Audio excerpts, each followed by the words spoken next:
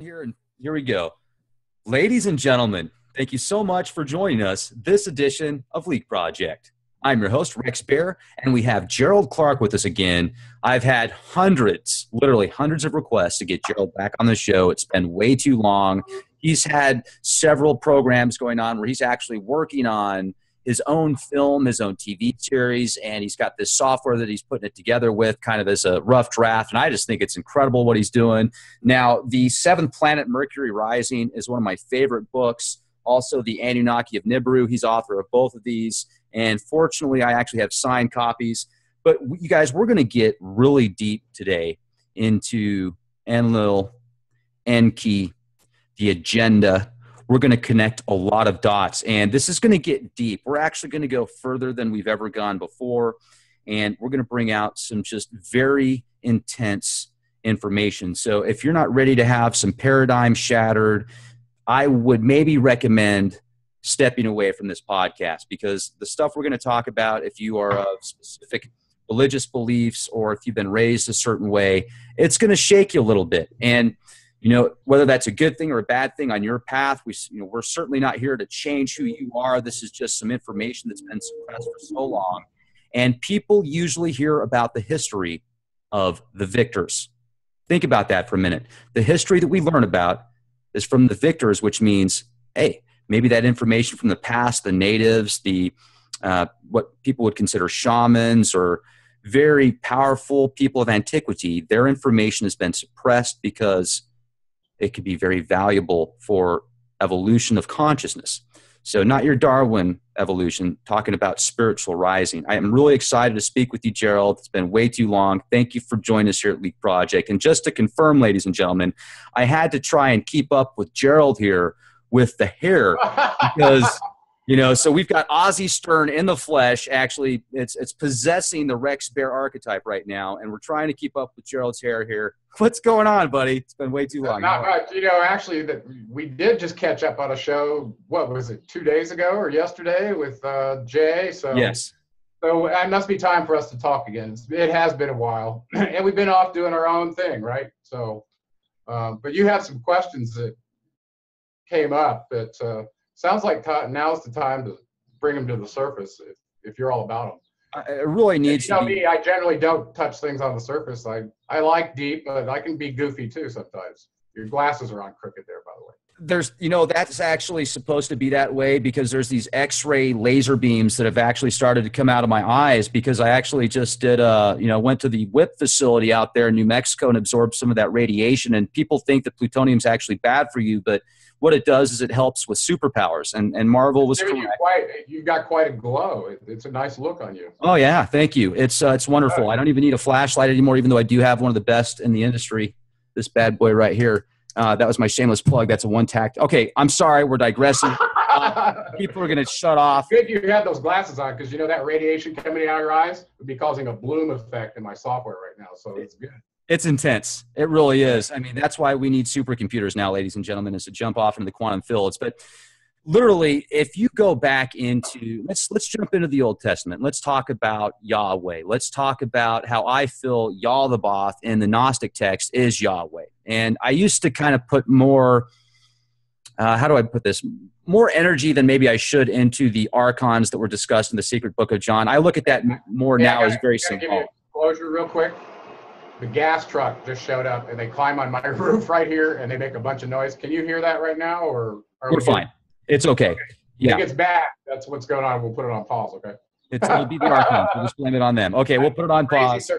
Yeah. So you have, in my opinion, accurately identified Yahweh, who, if you go way back in the literature, including the Poimander from Hermes, they identified the being who's basically the commander on Earth that's running the hologram like was done in Battlefield Earth, right?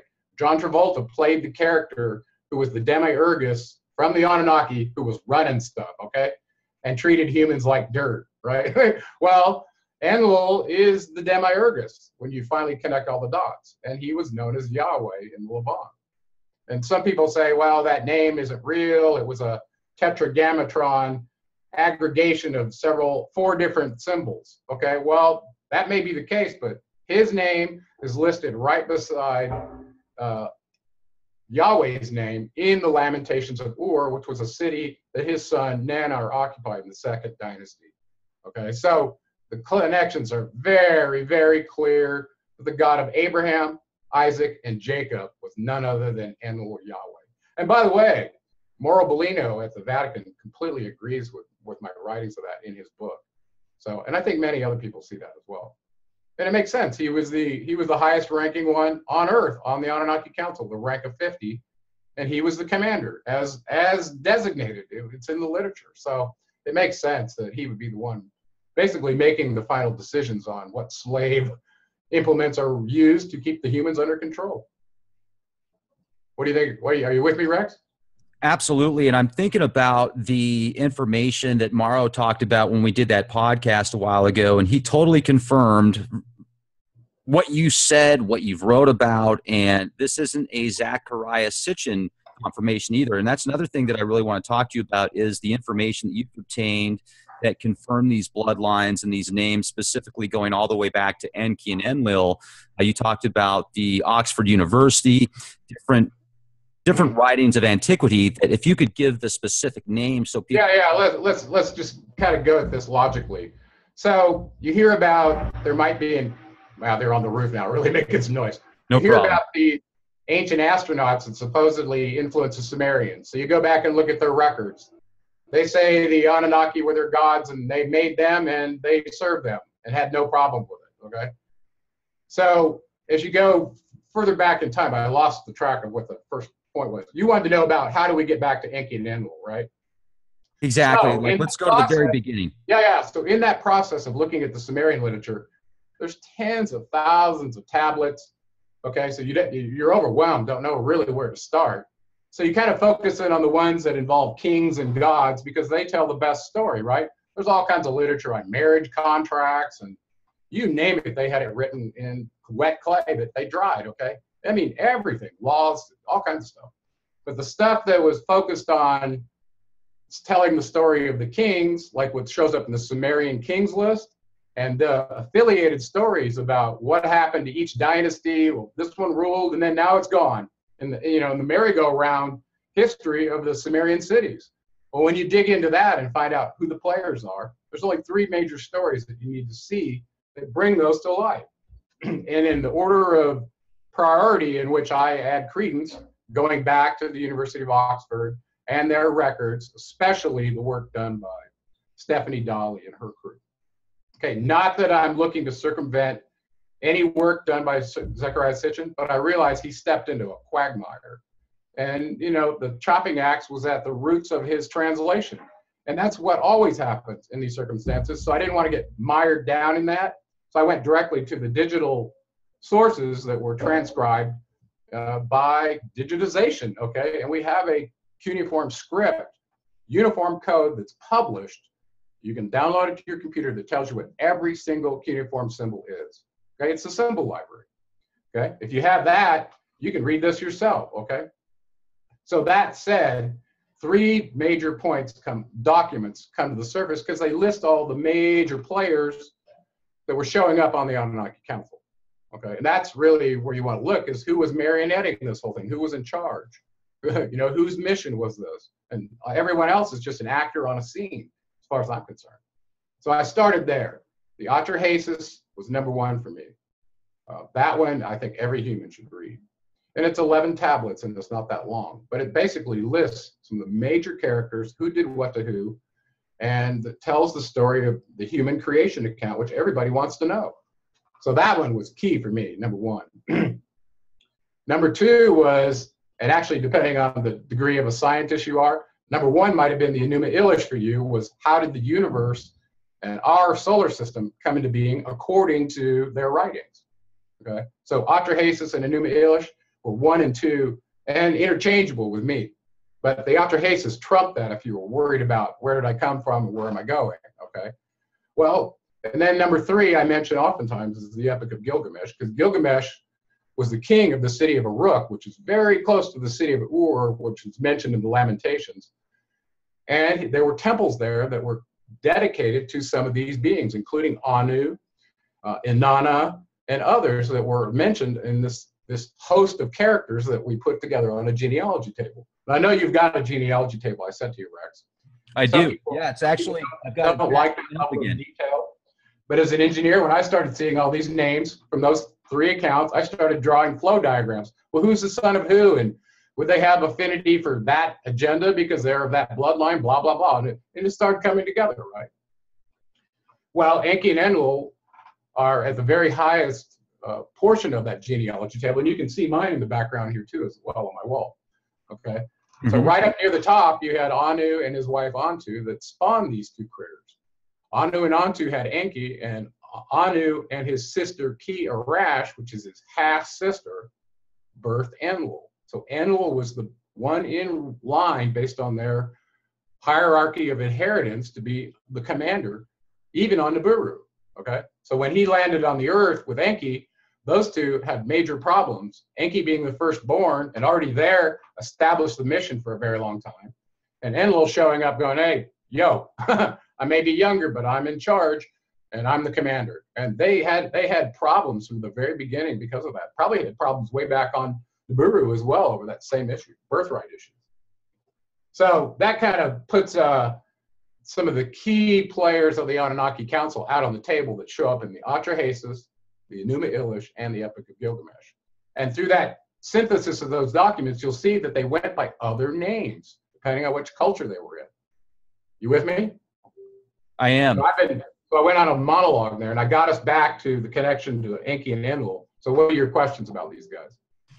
So, I mean, I've seen the film Jupiter Ascending, which reminds me of this because, and it's got this intergalactic war going on where there's these aristocrats that are literally, they've got deeds of planets, and Earth is one of those deeds.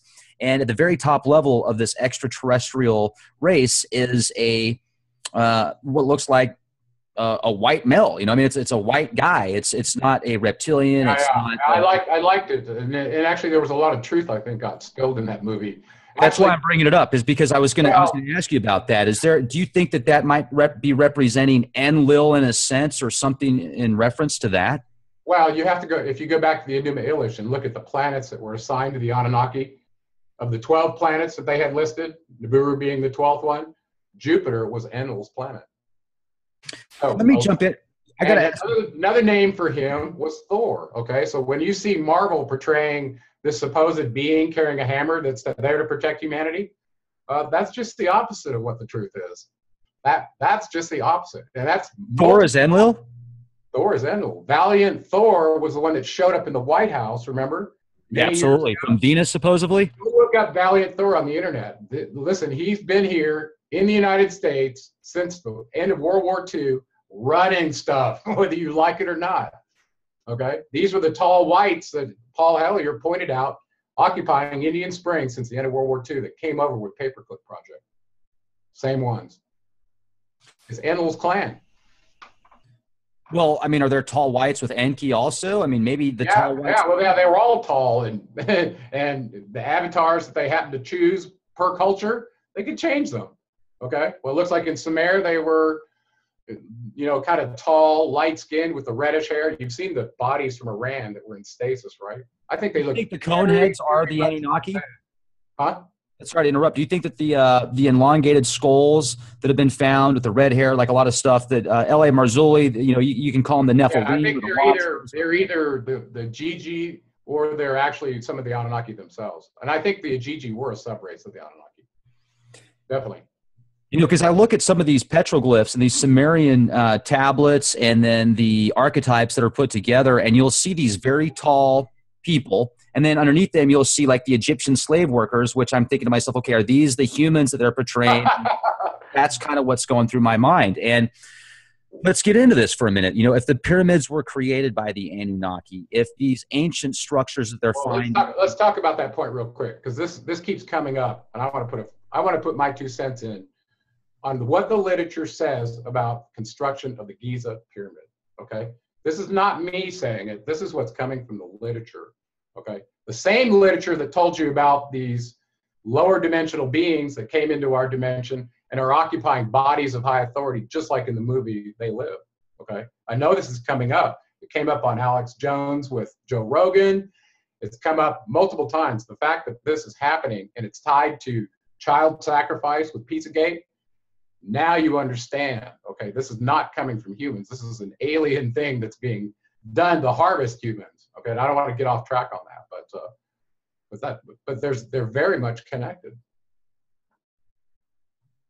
You know, I remember watching a movie called Cabin in the Woods, and I would strongly recommend anybody that has a chance to listen to this podcast, watch the film, because it starts off and you think it's going to be a cheesy horror flick, but then come to find out the entire agenda, it literally has alphabet agencies and these underground networks that are connected to this energy force, and there's these sacrifices that have to take place at a certain time. If these sacrifices don't take place, then the entire system collapses. And I'm not going to give away the entire story, but it's really good, and just the symbology behind it, it makes you realize that you go back to the sacrifices that you hear about, the blood rituals and the bloodlettings all the way back thousands of years.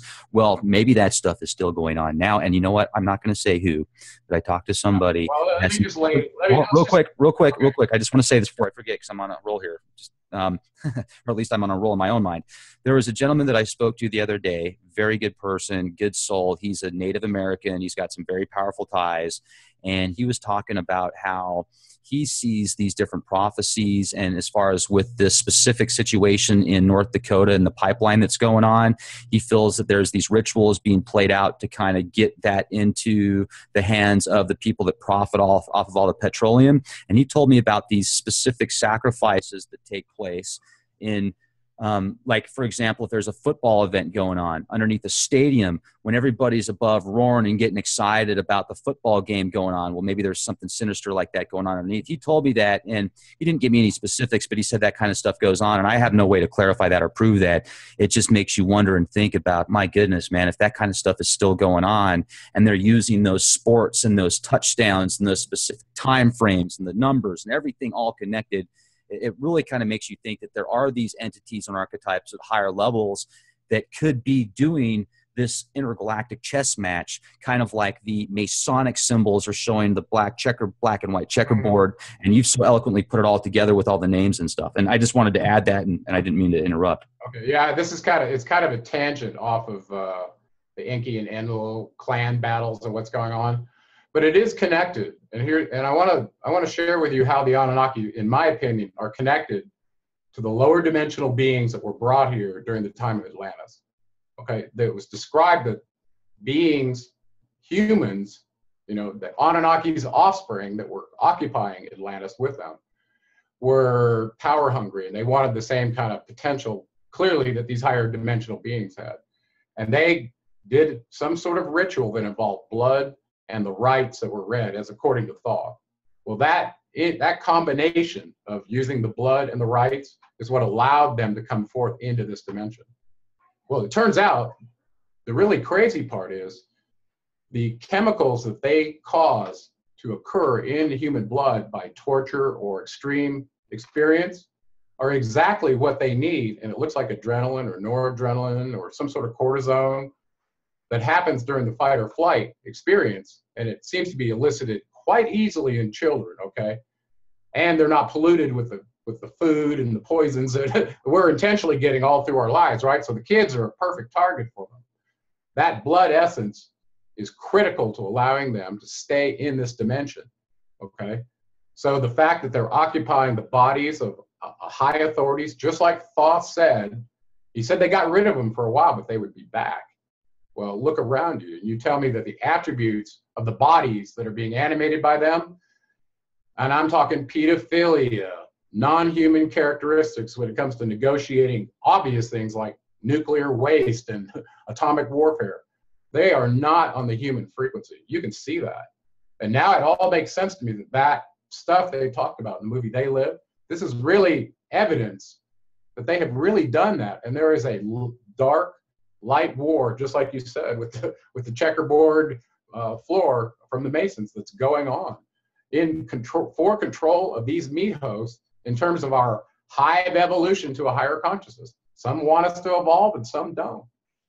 And they're part of the alignment with the Anunnaki that were I would say, aligned with the Demiurgus, okay? The one that's trying to keep the holographic system in check so that the matrix doesn't get reloaded. That one uses these lower dimensional beings to proxy war, occupy the bodies of the high authority, because he's like, hey, it wasn't me, it was them, right? Same thing we did in Syria, same thing do in Iraq.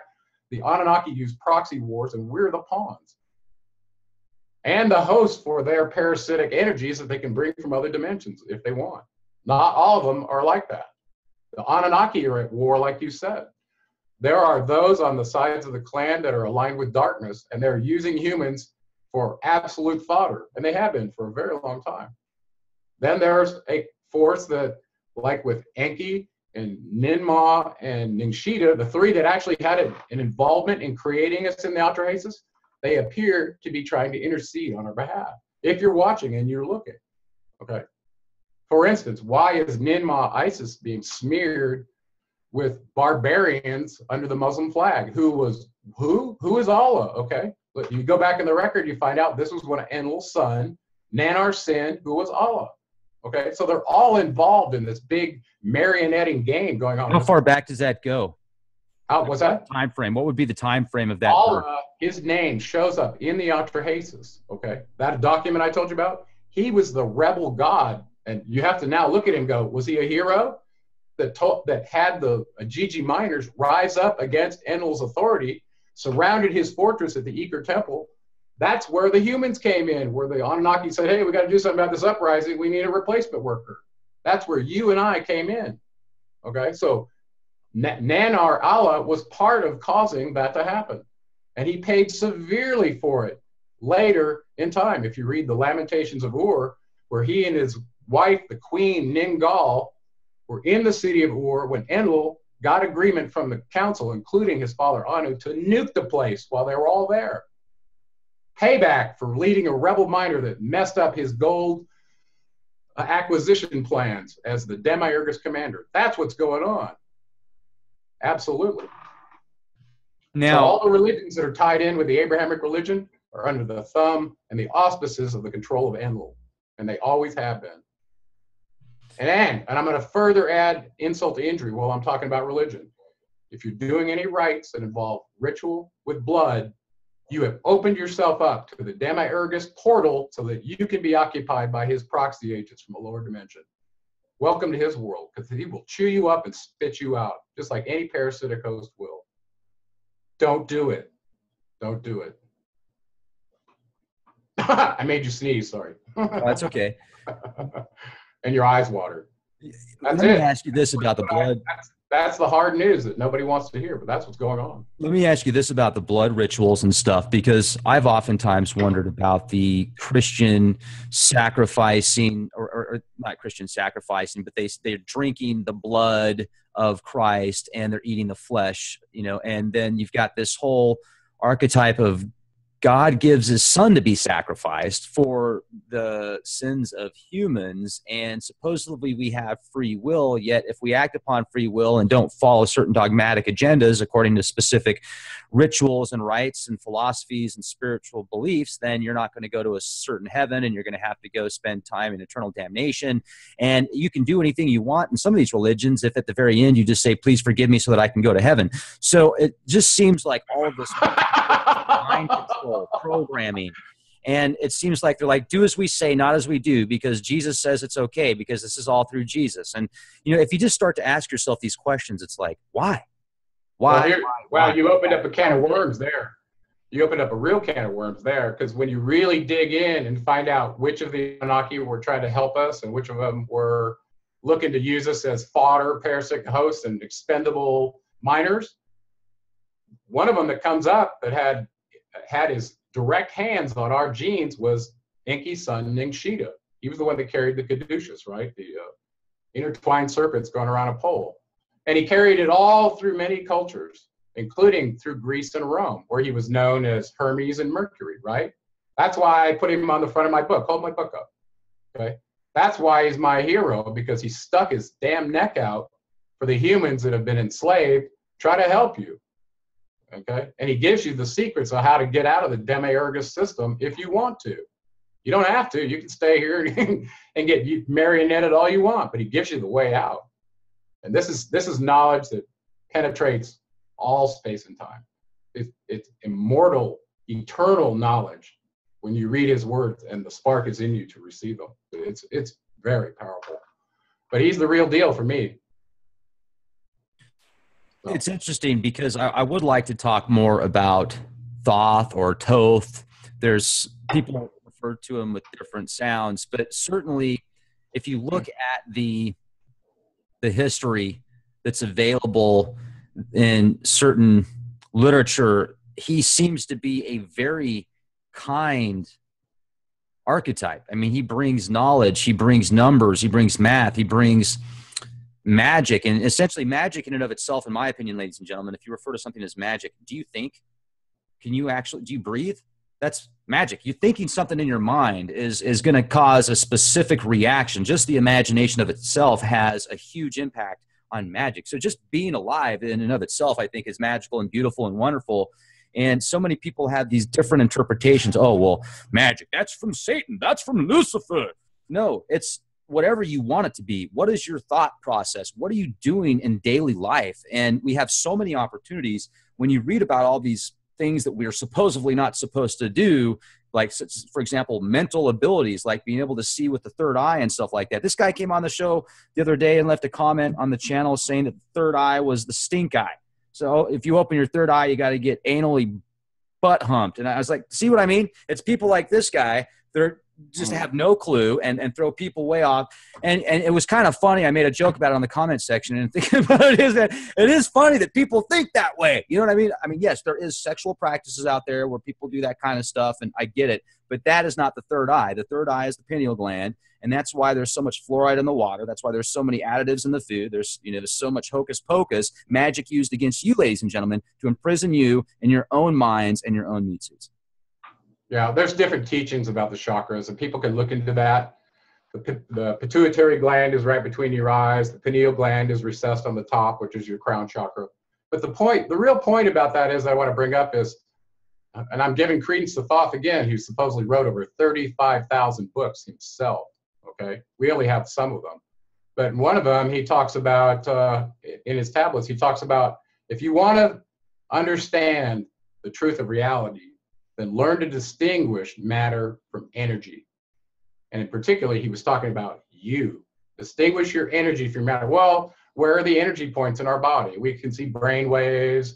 We can read heartbeat pulses in like 60 beats a minute, whatever. We can sense the different frequencies of the human body.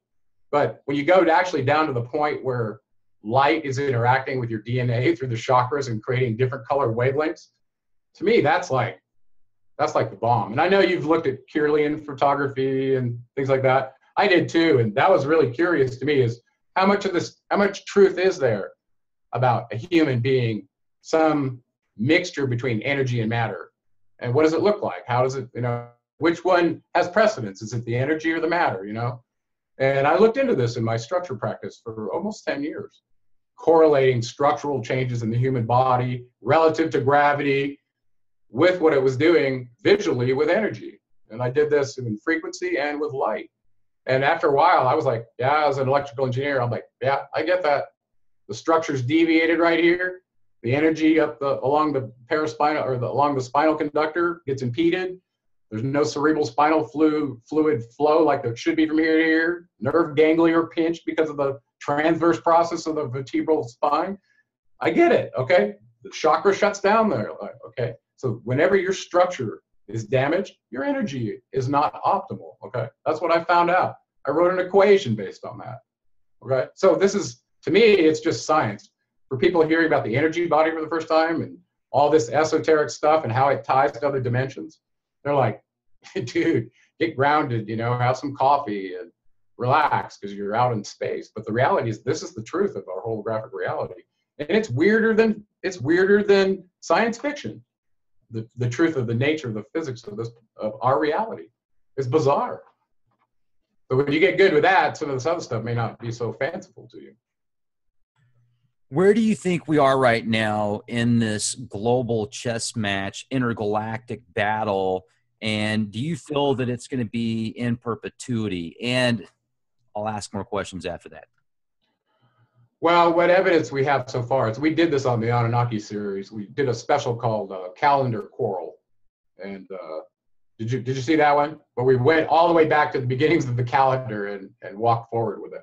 Well, it's very clear to me, and I've been saying this all along, that the Anunnaki term limits on their Council of 12 was tied to the zodiac. And they've as much told you that by affiliating their names with planets and all the other stuff they did, okay? So in accordance with what I understand is their rank 50 is the Demiurgus commander of the earth. Rank 60 is higher. It's for the top of the council, which is held by the king of Nibiru, which appeared to be Anu at the time when we were looking at the Sumerian documents. But that could have changed over a zodiacal house. So every 2,160 years, if you use the equivalence model of the zodiacal house, there's going to be a change on that council. And what humans see as their reality is going to change significantly. So if you've got an Enlilite in who's aligned with the Demiurgus that wants to see you used as fodder in the mines, and it changes over to an Enkiite that's like about empowering you, giving you an opportunity to go higher on your ascension path, the best you can in this dimension, you're going to see a different version of reality big time. And I think that's happening right now. We just came to the end of the age of, and we entered the age of Aquarius, right? Ending Pisces, entering Aquarius. Well, we're probably partial of 1 degree into the zodiacal house. So how much leeway do you think the Anunnaki clans give each other, either side of the zodiacal house, to clean up the last gig that they had and implement the new one? Right? Maybe it's a whole zodiacal degree, which might be 72 years. I don't know. But I think we're in the first degree of Aquarius, and you're seeing the old house getting taken down and the new zodiacal house rulers coming in and taking over. And from what I can tell, the last house of Pisces was completely ruled by Enlil's clan. And by the way, if you go back to the Olympian Council gods, the 12 major gods on the Olympian Council, Zeus was number 1. That was Enlil. And many of the other council members on the Olympian Council were Enlilites as well. They weren't affiliated with Enki. One of the primary ones that was on that council that was affiliated with Enki was Hermes. Okay, this was another incarnation of the Nagshita character who became Mercury, right? So he was kind of a mix between Enki and Enlil in his bloodlines. So that brings up a whole nother dimension to this cosmic battle between these clans. It's not very clear cut. You know, this one was born of this one, so he's on that side. They crossed over, they intermarried, they tried to end feuds by the old way of having this one's daughter marry that king and that kind of stuff. But it went on a lot. So I hope that helps clarify some of their complex interactions. And we want, you know, from a right-wing Christian standpoint, we want them all to be fallen angels. They're the ones that did it to us, and they're all demons. Well, nothing could be further than the truth from that, in my opinion. Let me jump in on that, because what do you feel we were like before our bodies were tampered with here on this planet? I shouldn't say we, because I don't know if I was here before. Well, this is sheer speculation. Who knows? Beyond the last genetic splicing that happened to us, that most people ought to be focused on that one and understanding that one beyond what happened before, because you're an accumulation of all of them, right? Imagine there have been thousands of avatars on this planet that they keep getting iterated based on the environmental circumstances that are occurring on the Earth at that time. Well, the oxygen is pretty high right now, so we can make them really big, right? And they can irradiate the heat from the surface of their skin easier now because their respiratory gases are the right mix. Well, then that decreases, and now you got to have them shorter, right? I mean, this is what happens with gigantism that we clearly saw many thousands of years, millions of years ago.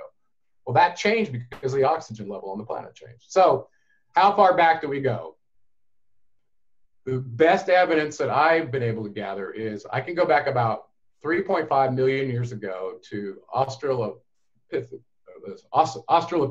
afarensis. Okay, that was Lucy. Can you say that again? Australopithecus afarensis. Okay, that was Lucy that showed up in the museum, even in San Diego. I got to go see her bones. And I was just waking up to the idea of what does evolution really mean? And I was in genetic engineering programs up at UCSD studying, population dynamics and creating, models of the natural selection process. Okay, so it was very much on my mind. kind of my hobby, you might say. So back 3.5 million years ago in South Africa, we found bones, evidence of bipedalism with Lucy. Okay, and there have been many others since then. They found all kinds of pre-hominids, but they mostly had the attributes of Neanderthal and ape. They did not have the attributes of Homo sapiens sapiens until about 220,000 years ago. And we found this out through the genetic Eve and genetic Adam studies that were done by the Smithsonian. I used to work at Cal IT2 at the Atkins Hall at UCSD, where they had the 3D protein lab where you could go through the visualization, all the proteins and all that. Well, the guys that were there were actually the ones that did the genetic study, looking at the mitochondrial DNA decay and also the Y chromosome decay to track back the first Adam and the first Eve. Okay, that was very significant scientific data for me. And they both landed in South Africa about 200,000 years ago. That's when the modern version of us showed up.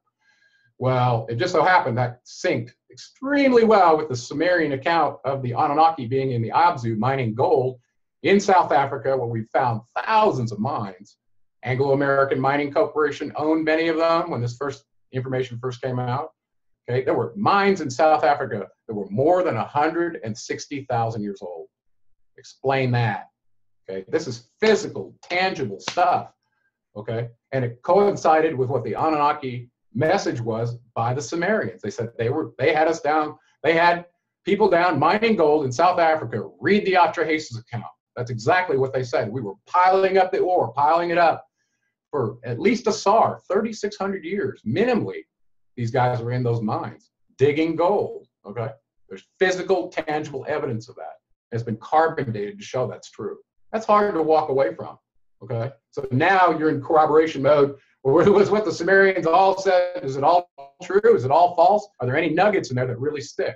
That one sticks, okay? And it caused people to go down there and verify this, like my, okay? That's a reality. Then all of a sudden you find all these circular stone houses all over the landscape that supposedly were only 300 years old from the Dinka tribe. Well, that's not true either.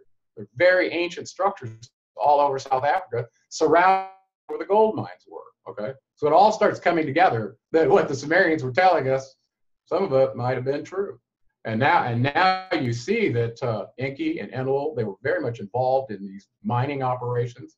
Enki even talks about on Atlantis mining orichalcum, the only place they could find it. And he was known as he of the copper mines, okay? Enki was an engineer and a scientist who knew about resources all over the planet, all over the galaxy. Right? So, and you read Battlefield Earth when you compare and contrast these two characters. And anybody who hasn't read the full Decalogy, the 10-book series from L. Ron Hubbard, forget about his Dianetics and all that other crap. He was a science fiction writer way before that. And I think he got turned on to the Sumerian story because he very accurately portrays the Demiurgus commander and the crazy, wild-eyed scientist Enki and how those two interacted through that whole series. It is hilarious, but it's very insightful in understanding what went on between those two in their battle for Earth. Let me interject on that if I can, because I certainly feel that our history has been tampered with. And I wonder to myself, okay, if we go back 1 million years, 2 million years, were our ancestors more in tune with Mother Nature, with spirit, with source, and able to kind of do astral projection at will, essentially talk to the plants and animals via telepathically, like what is talked about with Michael Mudo Cremo, the guy from Africa that talks about the ancients and stuff like that. And I don't know. And then you kind of look at what you just said is more scientifically approached. I mean, that has more data to it than just imagination and thought process and what people have talked about from generation to generation as passing over stories. So it does make sense, though. I'll bet you there was that give and take, you know, because look at we haven't really genetically changed that much from. Well, now let's finish your last question. So go back about 220,000 years ago, where the Adam and Eve mitochondrial. Sorry about that. He's a tribal chief or shaman down in Africa, and he's done some interviews. But if you go back to that time period with the genetic study and go, okay, what what bipedal hominids were occupying.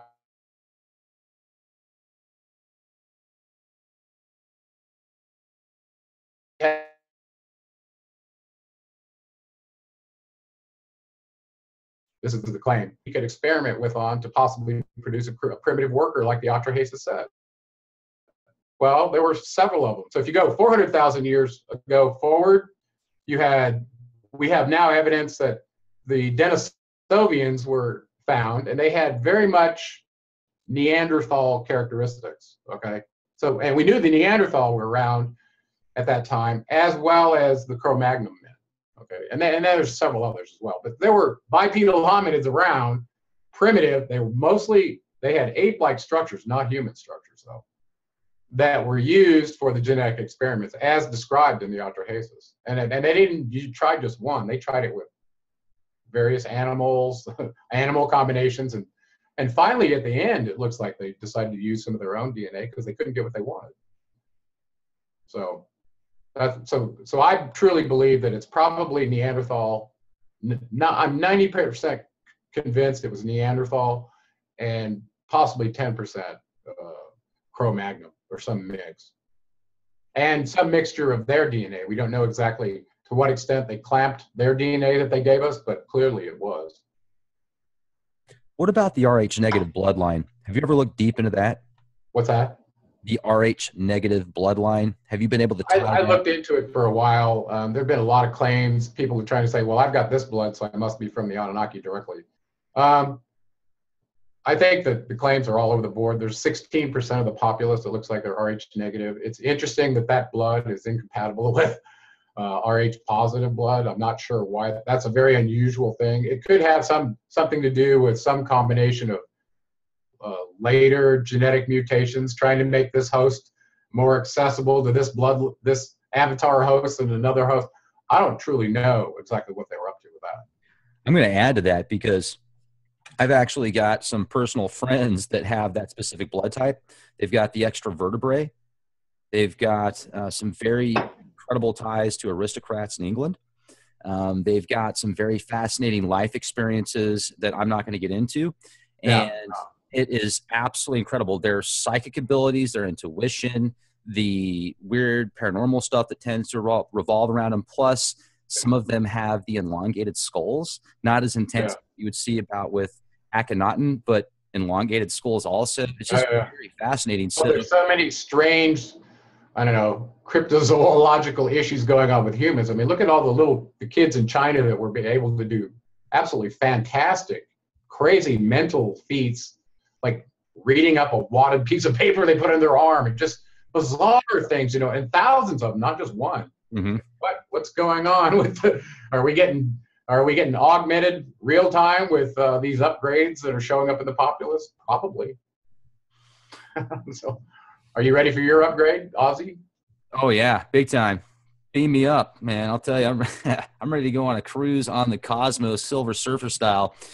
I like the DNA meta packet kind of theory. When you look at DNA, it breaks down into a quad code. And certainly if you look at this construct that we reside in, it does seem very simulation aspect, but that doesn't mean it's not real. I feel that even once we wake up or go to the next side, essentially from this specific meat host, does that mean that now we're in a facility that we don't have holographic reality anymore? It's all physical matter, so you can't look at a physical piece underneath the microscope and see there's hollow there. I mean, there's too many questions. I think it's just the opposite. I think you go back when you lose the meat anchor, as Thoth describes, your true essence is light.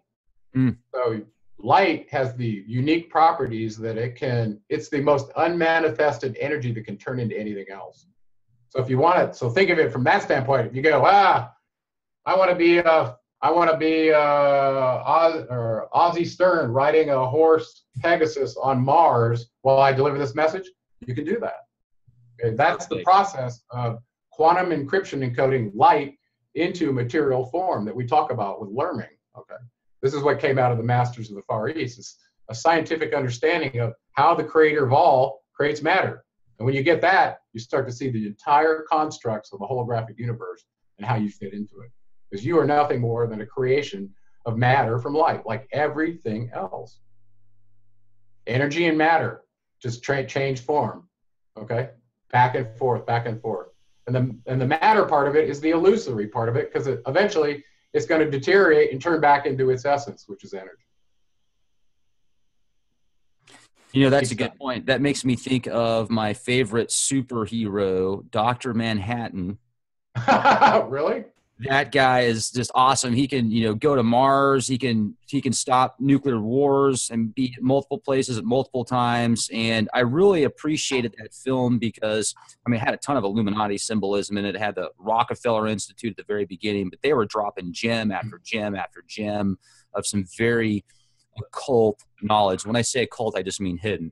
Now, that specific film, Watchers, one of my favorites of all time, it had just so much involved in it. And I could so relate with Dr. Manhattan when he was going through that mindset of like, why do I care for these humans anymore? Because they're just killing themselves and they're so primitive in thought. You know, he's out there contemplating all that stuff on Mars, and then that, you know, his girlfriend's like, hey, snap out of it. You know, you got to help us out. We're human. We fight, we live, we make mistakes. And he kind of realizes that and goes back to his senses and helps out the humans. But it's unbelievable the different mindsets that we can really achieve if we just break out of these just silly dualistic paradigms. Sometimes we tend to be our enemy, you know? Yeah. You know, for some reason, you jarred a memory of mine relative to the story from the Bible where they're going to try to rescue Lot from the city of Sodom, right? He's gone there and he's being held captive, and God sends two of his angels to go see if there are any righteous people in the city before he destroys it, right? This is Enlil, by the way, and he's talking to none other than his son, Ninurta, while this is going on.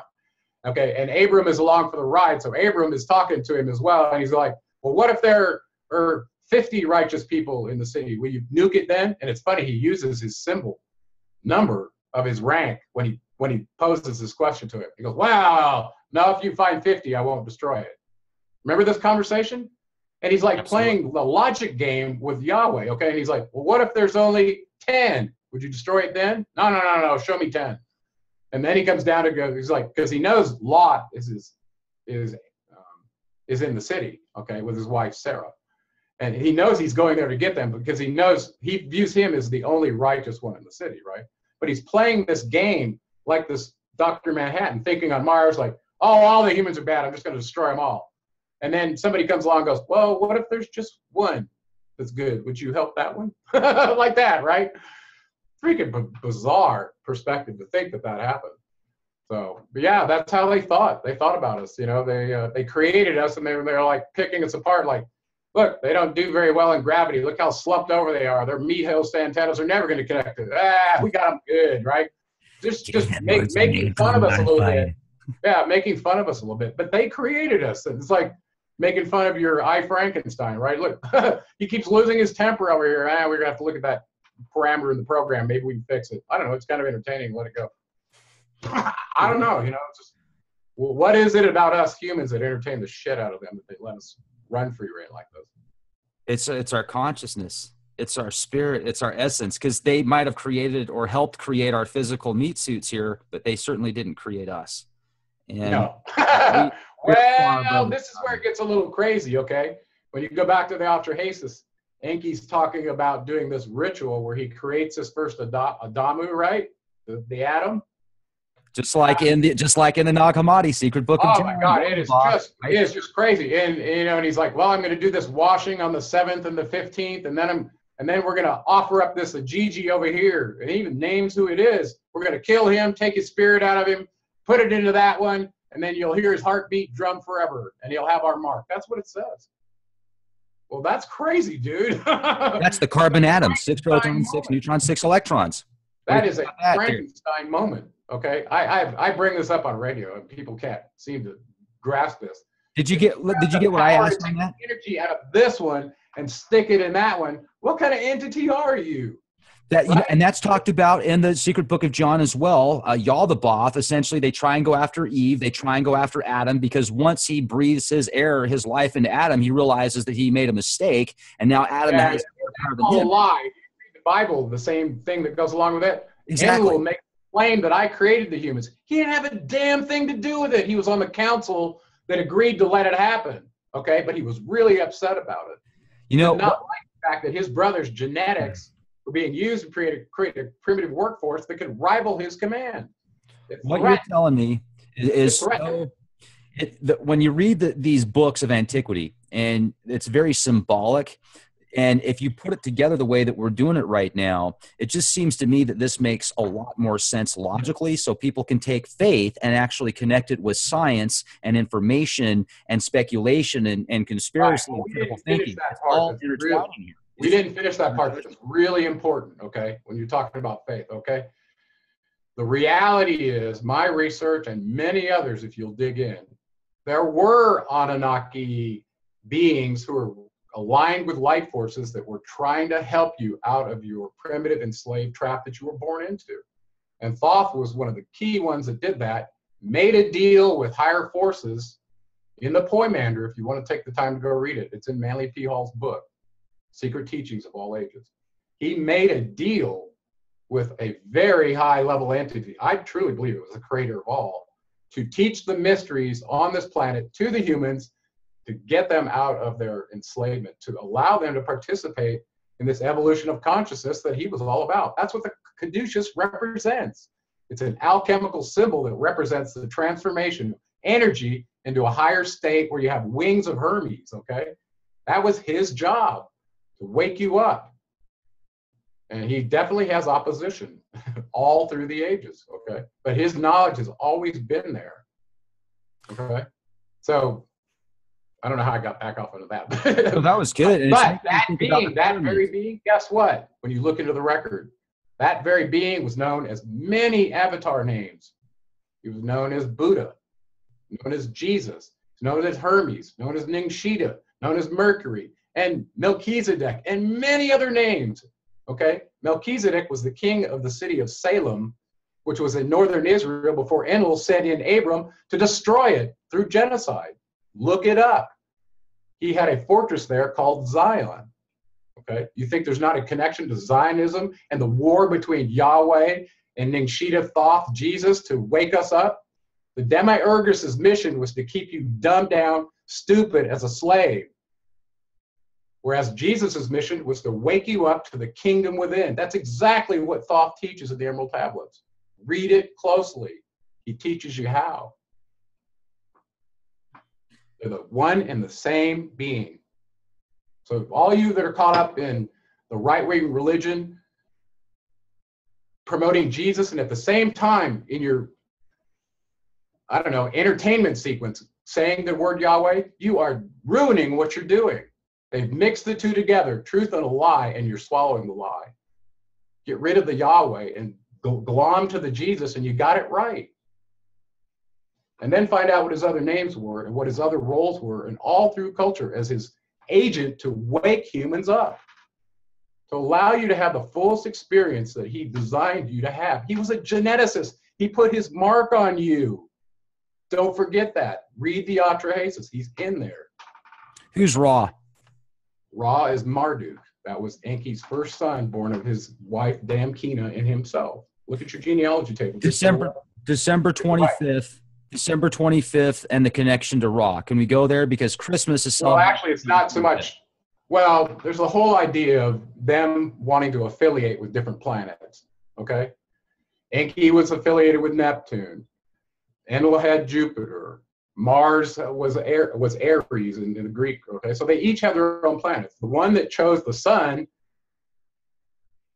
they were very much in competition for it. For the sun and Venus, the two that seemed to come up the most, they were in competition. Saturn belonged to Anu. There was no competition over that. That was his, okay?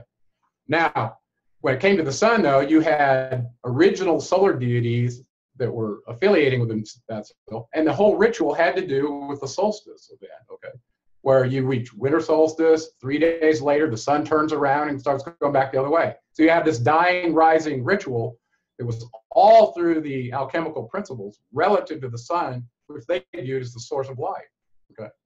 So later on in time in Rome, once Enlil's clan overtook many of the religions and started the Empire of Rome, okay, underneath that, they had a holiday that they used to aggregate the pagans that were following old traditions from Thoth, and they aggregated them under Christian traditions, which was Christmas, around December 25th. Well, the old tradition was from December 21st to the December 23rd, you had 3 days where it reached the solstice, reached the zenith of the, Tropic of Capricorn is in the north and the Cancer is in the south, right? So that's where the sun reaches the furthest most zenith in the south is during the winter solstice. So that'd be the Tropic of Capricorn. Cancer, I'm sorry. Okay, so that's when it's really cold for us. Well, this little period that they had been venerating deities that were affiliated with the sun, that was no good for Constantine. He needed to subsume that under the Christian dogma, which would now have been taken over by the Romans. Okay, so the whole Christian consummation by Constantine completely wiped out the connection to Thoth and Jesus and made him this sacrificial thing. You know, all the idea of sacrifice that came up, this was to get you tied in with these lower dimensional beings so that you were on board with all the events they put on the calendar, which are still there today. Holiday of Saturnia was their Christmas, right? So Saturnia was a veneration of Kronos, who was Anu, but it was conducted in the presence of Apollo.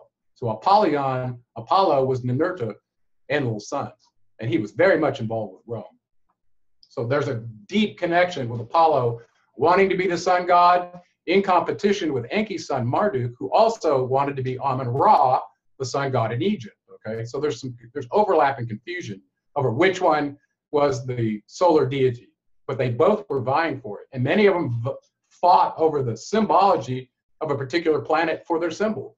And two of the ones that come to mind the most for me are Ninmah and Inanna. That's Isis and Hathor. Both fought to have Venus as their symbol. And they did namesake subjugation and the whole thing to try to be the one venerated and affiliated with Venus. So there's a lot of confusion over those two characters because that happened in history. And it even fooled Zechariah Sitchin. Okay. I got to ask a question now that you brought up Zechariah Sitchin. And this was an email that was sent to me, and this is what this person says about Nibiru.